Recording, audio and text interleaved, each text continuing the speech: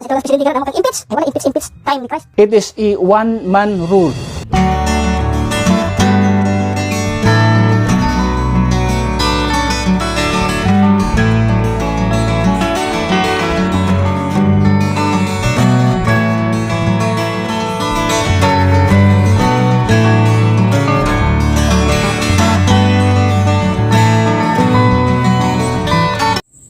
Ephesians chapter 1 verse 13, very familiar verse. O mo ni ang bersikulo nga grabe gihatag nga assurance sa gitawag atong salvation. Ephesians 1:13, kung basahon din The Bible says, in whom you also trusted after that you heard the word of truth, the gospel of your salvation, in whom also after that ye believed, you were sealed with that Holy Spirit of promise. At makita din ang atong hisgutan ng kabuntagon, what you receive after you believe. Now, ang pinaka-key word is believe. What you receive after you believe. Maunay pinaka key word sa ato ang pagtuunin ng kabuntagon. Isulti da sa bersikulo. Ang bersikulo magasulti, what you receive after you prayed. So dili, what you receive after you believe. Sa mga verse, yun diha, in whom you also trusted after that ye heard the word of truth, the gospel of your salvation, in whom also after that ye believe, ye were sealed with that Holy Spirit of promise. O ni strongest verse sa Bible nga when we talk about assurance of salvation, mao ni siya pinaka importante nga passage sa scripture kinahanglan nimong saligan o kinahanglan nimong memoryahon o kinahanglan nimong tuuhan saligan sa imong kasing-kasing. Now, mo diha atong pangutana, unsa may imong nadawat human ikaw mituo. Unsa may imong gituuhan? Klaro man sa atong passage nga in whom also after you believe, kang kinsa kamo mituo. Siyempre si Ginoong Hesus ang ato ang tuuhan. Pero napay ang gisulti diha, after that ye heard the word of truth, the gospel of your salvation, because Jesus Christ is the person, he is the center of the gospel. There is no such gospel without Jesus Christ dying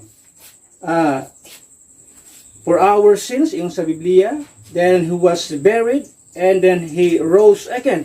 So there's no gospel, there's no such thing as gospel kung walay Ginoong Hesus nga miadto sa krus, nagpakamatay ni ula sa iyang dugo, gilubong og nabanhaw.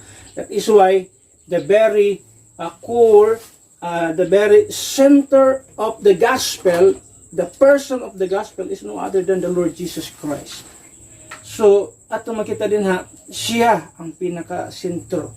Siya ang gisgutan sa maayong balita. Now, munang importante kayo nga ato yung madunggan o masabta na to o mabuti sa punto nga mutuo ta sa unsay gihimo ni Kristo dito sa krus sa Kalbaryo. Daghang mga tao nga mituo man pod ni ana, pero daghan pa kayo og mga addition sa gitawag og ilahang gituohan. So in other words, they did not believe the sufficiency sa gituwag og unsay gihimo ni Kristo sa krus sa Kalbaryo. Mao na ang pinaka missing point sa daghan kay mga denomination. They miss sa gituwag og sufficiency of Christ's death, burial, and resurrection. Di sila, wa sila mutuon ni ana. Manang daghan pa kay sila og mga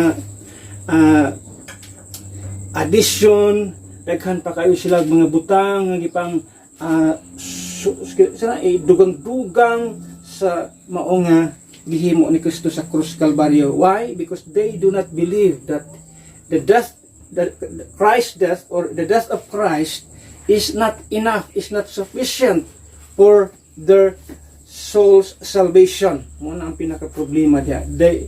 Doon na gitawag missing point sa daghang kay mga denomination. But we as Bible-believing Christian, as Bible believers, we believe that the gospel, we believe that the death, burial, and resurrection of Christ according to the scripture for our sins in sa Biblia is sufficient, it is enough for our soul's salvation. Una ang pinaka gisaligan nato. Manang there's no such thing as addition, unsa kanang ginabutang diha, ginadugang diha, mga burluloy diha nga gipangdugang-dugang sa mao nga gospel man di na madawat sa Ginoo. Once mo na mahitabo, magiging perverted ang mao nga gospel. Now, what you receive after you believe Jesus Christ or the gospel of Christ. Now, daghan man tayong nadawat siguro, pero mo ang pinaka siguro mga major nga ato makita din when we believe ato makita din when we believe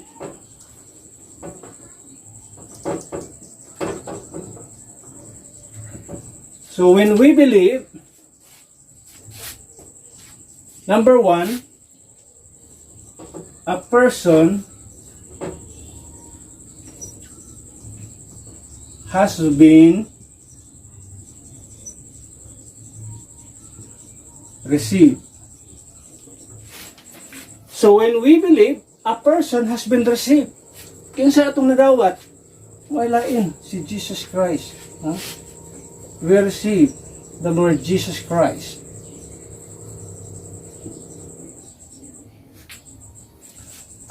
Ingon sa Bible, din ato makita sabi ka kuan karon gabi ka dogmatic ampo gyud ang paagi nga makadawat nato ang Ginoong Hesus atong kasing-kasing. Mo na mga problema ning mga tawhanan ni. Kung ato i-search ang Bible, ayan sila nga, tanawa basa sa gitawag og John 1:12, but as many as receive him, tanawa yung sa Biblia, sa kadaghan sa midawat kaniya. Di ba pwedeng gamiton sa kadaghan sa nakadawat kaniya? Ano man, pwede man ang anak nga pagka-Binisaya. Pag yun na ito, usaon pagdawat, pinagis pagampo, tanawa ragod na. Pero klaro kay ang Bible, kano sa man ito nadawat si Ginoong Hesus sa atong kasing-kasing? Kung imong basahon di Ephesians chapter 3 verse number 16. Ephesians chapter 3 verse number 16 down to verse number 17. Akong basahon din na.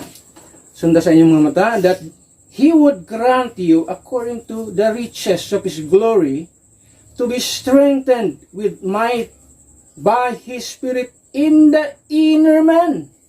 Verse number 17. That Christ may dwell in your hearts by prayer. May baigsulti diha? Dili man. Ang akong Biblia, wa pa gina masayo. That Christ may dwell in your hearts by faith. Yung sa Biblia. When we believe, when faith, kaya yung sa Biblia, faith cometh by hearing, and hearing by the word of God. So when faith comes, sa nakabaton kag pagtuo, yung sa Biblia, pinaagi sa pagtuo, si Kristo mo puyo sa kasing-kasing sa tao. Naklaro sa versikulo, kanus si Kristo mo puyo sa kasing-kasing sa tao, sa dihang ang tao. nakabaton o pagtuo sa dihang ang tao mituo si Kristo mipuyo sa kasing-kasing sa tao. Dili kay sa diyang ang tao ni ampo. I said it before, prayer is just an outward manifestation. Dili na siya maoy paagi aron ang Ginoo o si Jesus Christ mupuyo sa kasing-kasing sa tao. The moment nga nakit-an sa Ginoo ang imong kasing-kasing mituo sa maayong balita, mituo kang Kristo Jesus sa iyang gihimo dito sa krus Kalbaryo. Diha misulod ang Ginoo sa imong kasing-kasing. Jesus Christ dwells in your heart, ingon sa Biblia, by faith. And that ye being rooted and grounded in love. Can you imagine, pagkadaghang mga tao karon gina-pervert ang pulong sa Dios just to substantiate sa ilahang mga claim, sa ilahang mga doktrina nga gipasigatab. Gina-twist ang Biblia, ang pulong sa Dios. Ginabangga ang Biblia, although wala man ang pagbangga ang Biblia, especially when you talk about the Pauline epistle. Ano man? Why sinner's prayer ang gitudlo sa Apostol Pablo diha? Romans 10:13 is not a sinner's prayer. Romans 10:13 is a believer's prayer because you cannot call on the name of God, in the name of the Lord, until nituo ka sa imong kasing-kasing. In other words, calling or kanang itawag ninyo prayer is just an outward manifestation.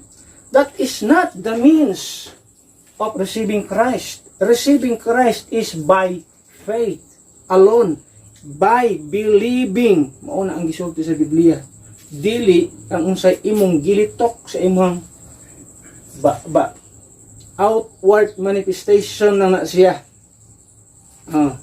Dili pod ng parrot prayer gitawag. Nasunsuon ka lang unsay dikta sa imong. Kay ang prayer sa Biblia kanang ikaw mismo misulti sa Ginoo, mitawag sa Ginoo, ni hila ka sa tubangan sa Ginoo. Mo na kinasing-kasing atong nakita. Pero kanang gipasunod-sunod ka lang diha kay balo, kumutuo niya na. Naman wa man ganas Biblia gyud bisag unsaon. Taga ko usa ka bersikulo na itaw gipasunod diha sa Biblia. Gipasunod sa pag-ampo niya nakadawat sa kaluwasan. Can you imagine na? It twisted teaching atong makita. Manang grabe ka delikado kung di ta magbantay sa ato ang mga gipangtudlo. So, ato makita din when we believe, a person has been received. Nadawat nato sa Ginoong Hesus sa dihang mituo kita kang Kristo Jesus o mituo kita sa iyang gihimo dito sa krus nga mao ang maayong balita sa dihang atong gituuhan. We have received the person of the Lord Jesus Christ. Pero yun sa diha, the Spirit of God, the Spirit of Christ, iyang gipadalas ato ang kasing-kasing. Now, ato makita diha, sa mituo kita, a person has been received. Pagkanindot din na. And, secondly, ato makita din when we believe, a pardon has been received.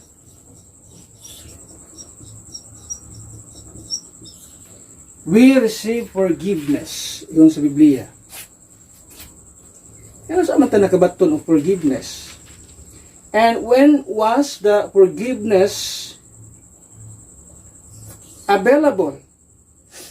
Kana bang forgiveness nga the guilt has been cleared off at makita diha. Kay dunay forgiveness in Old Testament times. Dunay forgiveness sa Old Testament times nga dili ka ma-clear sa imong guilt. Pero in our time, in the dispensation of grace, ang guilt sa ka sinner totally ma-eradicate, mawala gyud siya. Now, Kanos ba naging available kining maong forgiveness?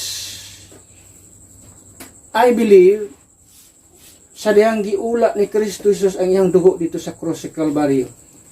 Ephesians chapter 1 verse number 7. Ingon ang pulong sa inyo diha.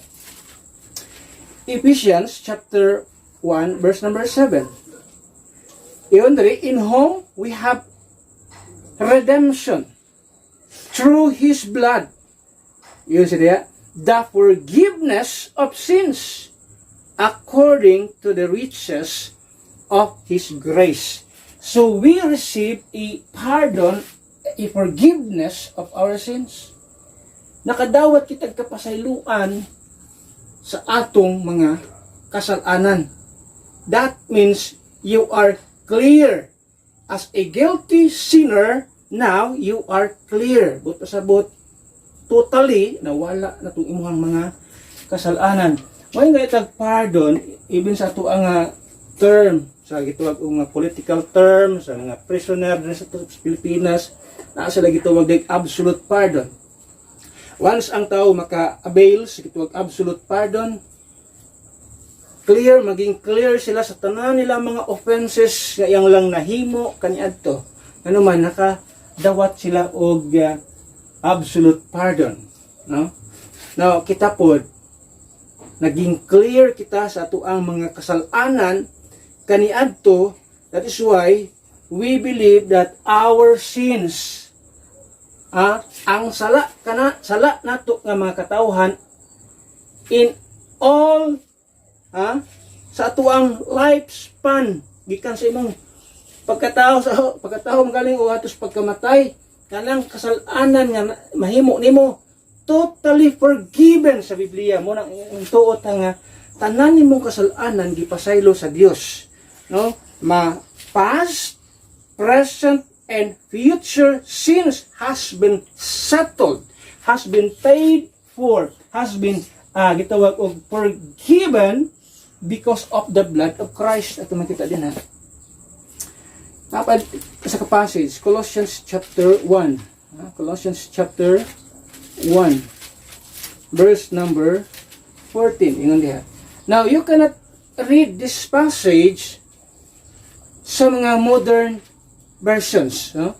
Sa mga modern Bibles, maglisod kag pangita niya na ang ilang isulti lang diha, in whom we have redemption. Tapos, the forgiveness of sins. Mura na ang makita, pero dili nakakabasaan ng through His blood. Di na mo na mabasa. But the Bible, yung nagsulti din verse number 14, Colossians 1:14, in whom we have redemption through His blood, even the forgiveness of sins. Yung sa Biblia. So, kung sa kita nakabaton o kapasayloanan sa atong mga kasalanan, sa dihang si Kristo, miula sa iyang dugo dito sa cross sa Kalbaryo, ang kapasayloanan sa atong mga kasalanan, ang kapasayloanan sa sala sa tao, sa kalibutan, or sala sa tanang tao, available na sa tanan. Pero kinahanglan ka moabot sa puntong motuo ka sa unsay gihimo ni Kristo sa krus sa Kalbaryo. Kay di na mo himong moepekto ang gitawag dugo ni Kristo unless ang tao motuo siya sa iyang gihimo, motuo siya sa gihimo ni Kristo Jesus dito sa krus sa Kalbaryo. Iyon sa Biblia, kana nga kapasayloanan, Colossians chapter 2 verse number 13, ingon ang pulong sa inyo diha. Colossians chapter 2 verse number 13, ingon ang pulong sa inyo, and you being dead in your sins and the uncircumcision of your flesh hath He quickened together with Him, having forgiven you all trespasses. Can you imagine na? Pila kasala gipasaylo sa Ginoo, ang pila kasala nimo ang gipasaylo sa Ginoo, yung sa Biblia, all trespasses, tanan nimong kasalanan gipasaylo sa Ginoo sa diyang mituo ikaw sa maayong balita, mituo ikaw sa unsay gihimo ni Kristo sa cross sa Kalbaryo. O bitan ingon sa Biblia, how that Christ died for our sins. So ang kamatayon ni Kristo for our sins, munang ang pinaka thought niya is sa diyang gished ni Kristo ang iyang blood, forgiveness is available to all mankind. Pero mo epekto lang na siya sa tao sa diyang mutuo siya sa unsay gihimo ni Kristo sa krus sa Kalbaryo. Kaya kung di siya mutuo niya na, bisan pag naula na ng dugo ni Kristo, hindi gyapon na siya mo epekto sa taong why pagtuo. Muna importante kayo ang pinaka keyword, believe. Kinahanglan kang mutuo. Now, yung sa pulong sa Ginoo, atong makita diha, having forgiven you all trespasses. Yun ang pulong sa Dios. So, when we believe, not only a person has been received Jesus Christ, we receive Jesus Christ, a pardon has been received. You have been forgiven. Yun sa Biblia, forgiveness is all sins. Yun sa Biblia, all trespasses, all sins, all trespasses. Yun sa Biblia, gipasaylos Ginoo. No? Gipasaylos Ginoo. Past, present, and future sins, gipasaylos Ginoo, gihinluan ni Kristo. Muna yung sa Biblia, without the shedding of blood, there is no remission. Salamat sa Dios nga ang iyang bugtong anak niyanis kalibutan aron pag-ula sa iyahang dugo to shed His blood so that we can have gitawag og free forgiveness. Makabaton kitag libreng kapasayloanan pinaagi sa dugo ni Kristo. There is no other way nga pwede ang tao mapasaylo diha sa Ginoo. Iyon sa Biblia, pinaagi lang sa dugo ni Kristo. So mayon siguro mga magpasaylo ka sa imong isikataw. That's another story. That's another dispensation at makita diha. Kaya mo nagtudlo ito sa Book of Matthew. Even Jesus Christ nagsulti siya, gusto kang mapasaylo sa imong laytong amahan, pasaylo ang imong igsoon. Pero sa atong panahon karon, magpasaylo ka kay napasaylo ka na sa unsay gihimo ni Kristo sa krus sa Kalbaryo. Number 3. Okay, number 3. When we believe, a person has been received. Number 2, a pardon has been received.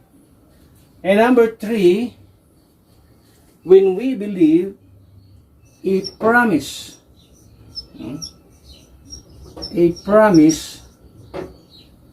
has been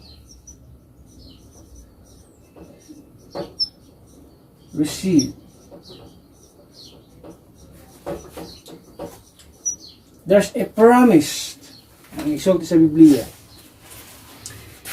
Unsa nga promise? Daghan kay promise sa Biblia, pero ato hinungduman ha. Daghang promises sa Bible, pero dili tanang promises sa Bible para sa imo, para sa ako. Kaya namo gikanta karon, kanta sa mga young people, no? Labi na mga young people's program kinakanta ni siya. Sila kanta ang lyrics is every promise in the book is mine. Nindot paminahon, no? Nindot paminahon kay every promise in the book is mine. So that is a lie. Bakak ka na siya. Pero ginatudlo na sa mga kasimbahanan. Pinagis pag-awit yan ang kantaha, you are teaching a lie. Baka ka na. Why? Because not all the promises, there are a lot of promises sa Biblia, but not all promises intended para sa imo ha, para sa kuha. Some promises sa Biblia para sa kuha. Pero katong promise sa Dios nga to kang Abraham dito para sa kuha. Para to sa kang Abraham. Sa ingon ang Ginoo nga himuon ako ang imuhang kaliwatan sama sa balas kabaybayunan, sama sa bituon sa kalangitan. Para ba ito sa kuha? Di man to para sa ako. Para to kung Abraham. Kung kay balot na dapat, nga, di tanang promisa sa Biblia, maangkunin mo. Now, in our text, Ephesians 1:13, iyon sa Biblia, after you believe, God made a promise, ye were sealed with that Holy Spirit of promise. Wala lagi promise di ano? So the sealing of the Spirit is a promise. From the spirit of promise. Okay. So, sa aran kas Ginoo, you will be sealed. Sa ako nagsulti, pero tindagahan ng promises sa Biblia, pero ako lang ang gikot, isa lang god. Di naman kinahanglan pa na itong hisgutan promises. Lahi na po itong mga promises sa Biblia. Nga, atong hisgutan kay perti kataas kung hisgutan o tanan. Pero as a little bit of, kuning gitawag og example, ato makita diha. Nag-ingon ang Biblia, when you believe, after you believe, you were sealed with that Holy Spirit of promise. Tuhi na. Isod man kasi kayo ang Ginoo nagsaad ana nga pag mutuo ka silyuhan ka, silyado ka na, isod man sa kay di ka mutuo ana. Ginoo man ang nagsulti ni ana. Kaklaro sa mong saad sa Biblia. Kinahanglan pa ba din nato ng lalison?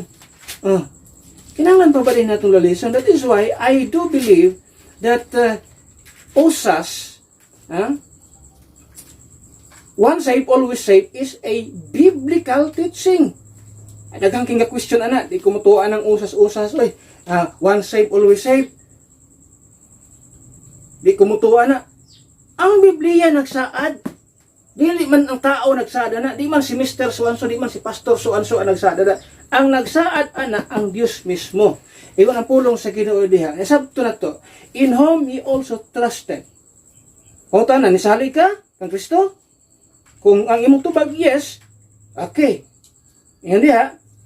After that he heard the word of truth, sa ding human ikaw nakadungog sa maayong o sa pulong sa kamatuoran. Unsa ang pulong sa kamatuoran? Ang sulti diha, ang pulong sa kamatuoran is the gospel of your salvation. Mo ang pulong sa kamatuoran. Iyon diha, in whom also after that ye believe, ye were sealed with that Holy Spirit of promise. Ito o ka? O sa sulti sa Biblia, silyado ka. O sa may lisod, ana. Unya, kana nga sealing of the Spirit, yung sa pulong sa Ginoo, the same book, Ephesians chapter 4, verse number 30, yun ang pulong sa Ginoo diha, the same book na sa Ephesians 4, verse number 30, yun siya, and grieve not the Holy Spirit of God, whereby ye are sealed into the day of redemption. Wala musulti ang Biblia nga ang Holy Spirit mo biya nimo. Niingon ang Biblia nga mag-grieve siya nga nasa sulod nimo. Kung makasala kita, mag-grieve siya. Pero wa ni sulti ang Bible nga mubiya siya. Ningon lang siya, and grieve not the Holy Spirit of God, whereby ye are sealed. Yun dia, silyado ka.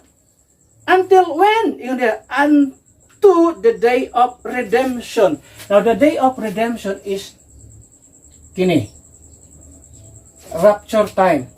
For us believers in Christ, the day of redemption, until the day of redemption, that is the redemption of our body, the redemption of our soul has been done. Okay? The redemption of our soul, tapos na dito sa Kalbaryo. Sa dang gihimo ni Kristo ang iyahang tahas dito sa krus Kalbaryo to redeem mankind. That's the salvation of soul.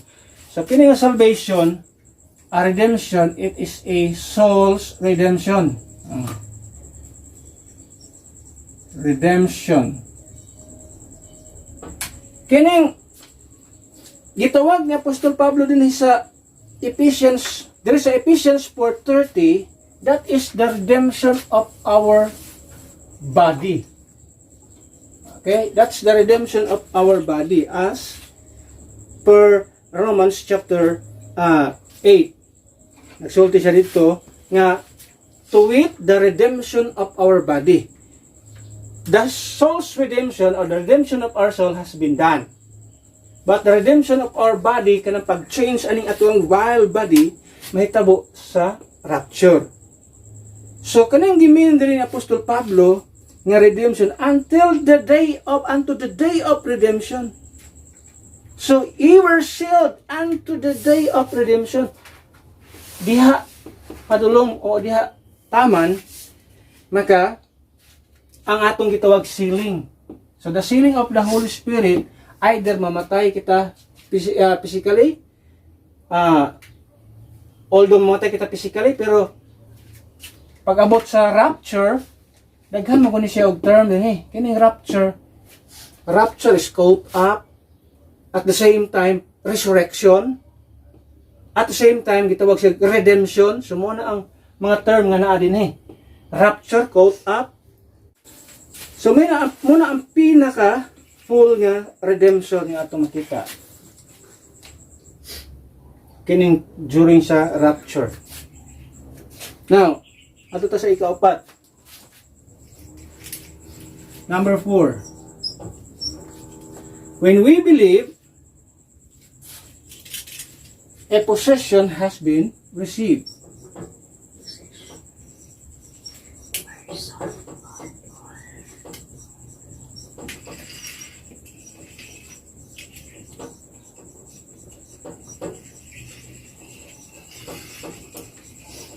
So, atong kita din ha, you have been gitawag og placed in a position na makita kaniadto sa wala pa ta sa gitawag og pagtuo,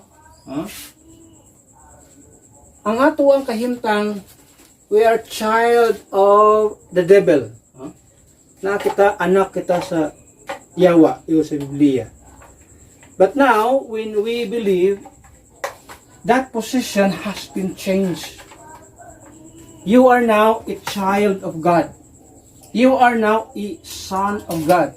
Now, that position, kaniadto, as child of the devil, has been changed into a son of God. Yung sa Biblia, naging son of God. And many verses sa Biblia na pamatuod nga ang anak sa Ginoo dunay inheritance, dunay umaabot nga inheritance, joint heirs with Jesus Christ. So daghan mga posisyon ato makita sa Biblia nga atong ma-dissect ba unsa dita kaniadto ato ikumparar karon vertical daghang privilege nga imo nakita nakuha gikan sa dihang pinaka keyword diha is bituo ka sa mga yung balita. So, there's a position ato makita din ha nga imuhang nadawat. You are now a child of God from being a child of the devil before, pero karon pagkanindot nahimo kang anak sa Dios. Nahimo kang anak sa Dios. And then number 5. Okay, number 5. When we believe, a possession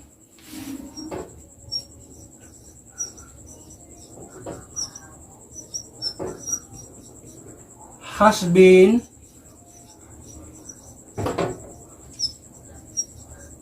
received.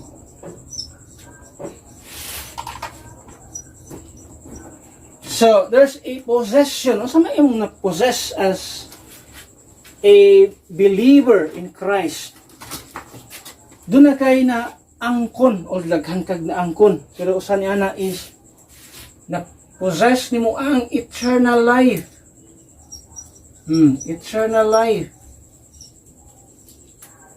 Pag kanindot kayo sa gitawag og imong kinabuhi.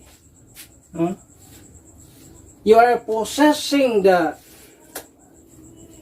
glory, gitawag og the heavenly glory, no? So you are possessing heavenly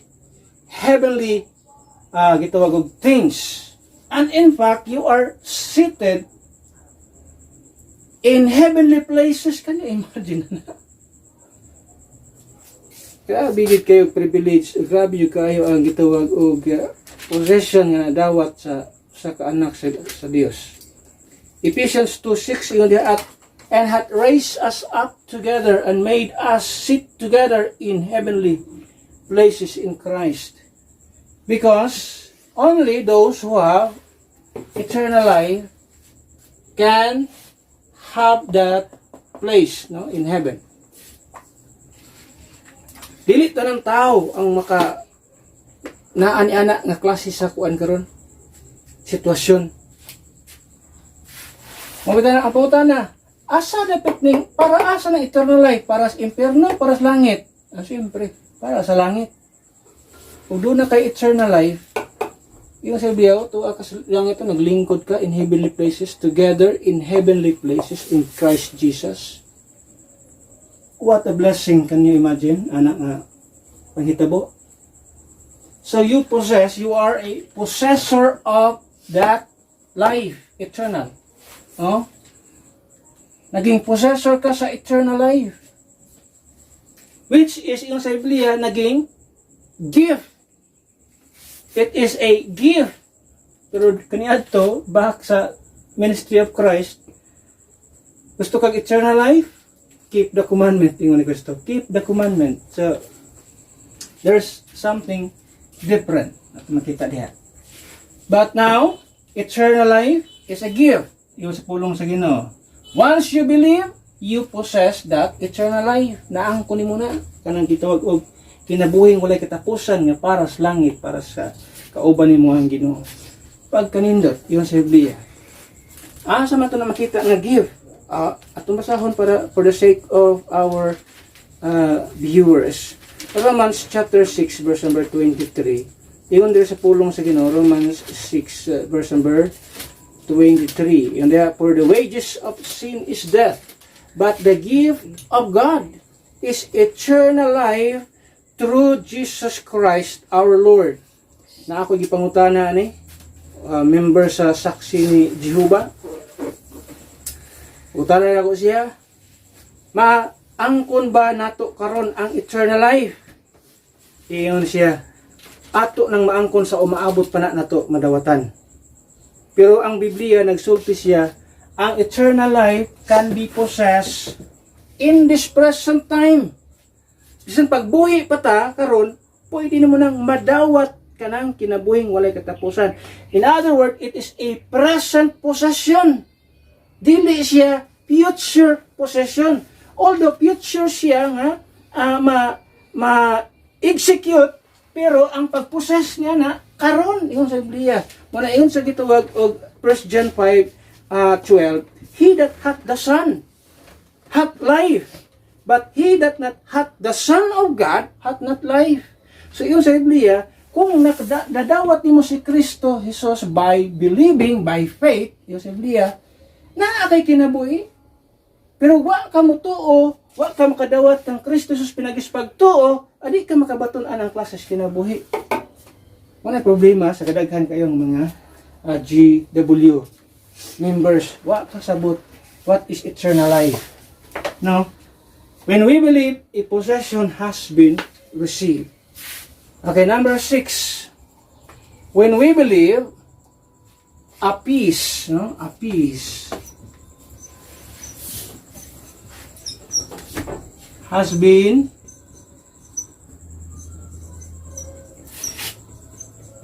received. So there's a peace nga atong nadawat. Muna tayo hymnal nga kanayon ang lyrics nga there's a peace constantly abiding. Okay. So ang hymnal dia is constantly abiding. Ang mong lyrics is there's a peace in my heart that the world never give. So doon ay kalinaw nga ang kalibutan di pwedeng iyang ikahatag. Kalinaw nga mahatag lang ni Ginoong Hesus sa atuang kinabuhi. Now, iyon ang Bible, the God of peace. So, God is a God of peace. Yan ang pag-isulti sa Biblia nga, peace with God and peace of God. The God of peace and the peace of God. But there's a peace with God. So, pasabot yan na. ato hinumduman nga kaniadto sa wa patas des pagtuo. Wa pata mo tuos gihimo ni Kristo Jesus sa Kalbaryo. Kaaway ta sa Dios. There is an ongoing war between mankind and God. Ang Dios kaaway na to. Kaaway kita sa Dios. Pero pinagis kamatayon ni Kristo Jesus, we were reconciled back to God. So that peace with God, in other words, na-reconciled kita. Kaniya to kaaway ta sa Dios. Now, has been reconciled by the death of Jesus Christ. Maingon sa Romans 5, verse number 1. And Romans 5, 1. It said, therefore, being justified by faith. Can you imagine, we are justified by faith. By faith of what? By faith in His blood. By faith in the gospel. In the Biblia, verse number 1. We have peace with God. Can you imagine, we have peace with God. In other words, di na ta enemy. Di na yun, nahunong ng atong as an enemy of God, natapos na. Sa diyang mituo kita, sa diyang miabot sa tuwa ang pagtuo. In Biblia, we are justified. Therefore, being justified by faith. Yung sa Biblia, by faith. Kini faith. Wala din yung si Pablo nga, we are justified by works. Dili. By faith. Yung sa pulong sa Ginoo. Faith. Muna ang pulong sa Diyos. In the dispensation of grace is always faith. Yung ang pulong sa Ginoo. Believe. Now, we have peace with God. Ang kapungot bali sa Dios natanggal diha sa dihang ang dugo ni Kristo giula niya sa krus sa Kalbaryo. Pag kanindot sa nahitabo sa atong kinabuhi. Number 7. Tapusan. When we believe, a program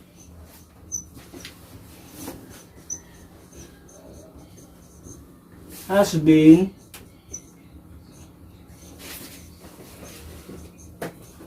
received. So there's a new program we have received from the Lord. Now, always remember the program of God to Israel is different from the church. Wala di masabtan sa daghang kay mga tao. That's why we do not believe on a replacement theology that the church replaces Israel. No. God has a program para sa mga Israelites people, para sa mga Hudyo, and God has a program of the church. And God has a program for the Gentile people. That is why, no wonder nga ang Biblia nagsulti siya of new heaven. New Jerusalem. New earth. Anong naaman na? If you read Revelation, you can imo ni ma-encounter kini nga mga wording. New heaven, new Jerusalem, new earth. Anong naaman na? Because God has a different program towards Israel, to the church, and to the Gentile people. Ngano day sa new heaven, new earth, new Jerusalem, nada ipagya po yung mga Gentile diha, oy. Kato day ang gitawag judgment of the nation. Ay, judgment of the nation din Judgment of the nations.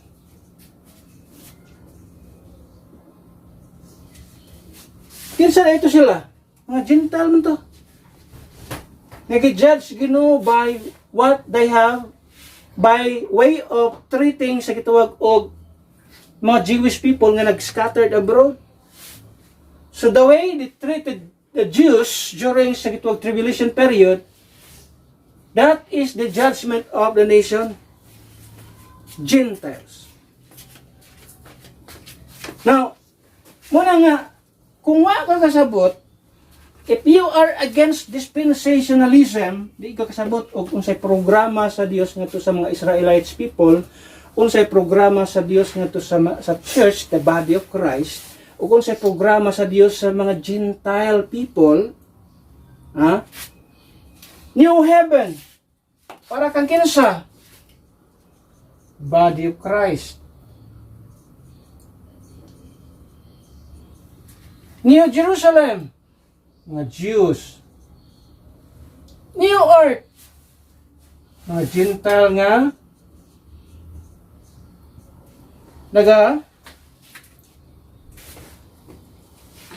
treat og maayo sa mga Hudiyo during sa tribulation period. Mga naagya po na sila. Sulahi ang programa. There are different programs ang Ginoo sa nagkalailahi nga mga katawan diri sa kalibutan. Kinsa ang nasa body of Christ? Those who are called from Gentiles and from Jewish people. Nga mituo sa maayong balita. Nga after niya, wala may maayong balita because tribulation period, kingdom age. Sa kingdom age, daghan pa man gyapon mga Gentiles din ha, pero they are required nga mosunod sa programa ni King Jesus Christ sa iyang millennial kingdom, or else kundi sila moadto sa Israel yearly para muhalad, they will be punished by God by not sending rain. So dili sila ulanan sa Ginoo, why blessing? Basahon na itong mga prophetic din sa Bible, mabasa nimo. So there are different programs nga gi-set up ang Ginoo sa nagkalahing grupo sa mga tao. That is why makita nimo niyo. Kita nimo na. Ito kang walay Gentiles gyapon, gyapon na. Kaya na Gentiles din na Gentiles din ha. Pero importante lang, kabalog unsang programa ha, sa asa ta nga programa sa Dios na belong. As under this dispensation of grace, we are in the body of Christ, the church. So, we have received a program, a different program kung ikumparar sa Israel. Manay, daghan kita nga nadawat, pero muna sa pinaka tawag ta nga mga major ba nga butang nga dapat itong masabtan. So, kini, it's about salvation. It's about salvation na siya. All in all, nagisgot siya sa kaluwasan. No? Nagisgot siya sa kaluwasan. Ambot pasabot niya. Pasalamat na si Kristo miyanto sa cross Kalbaryo para makabaton kita og libre na kaluwasan. So atong butang dia atong i-emphasize libre, walay bayad, libre nga kaluwasan.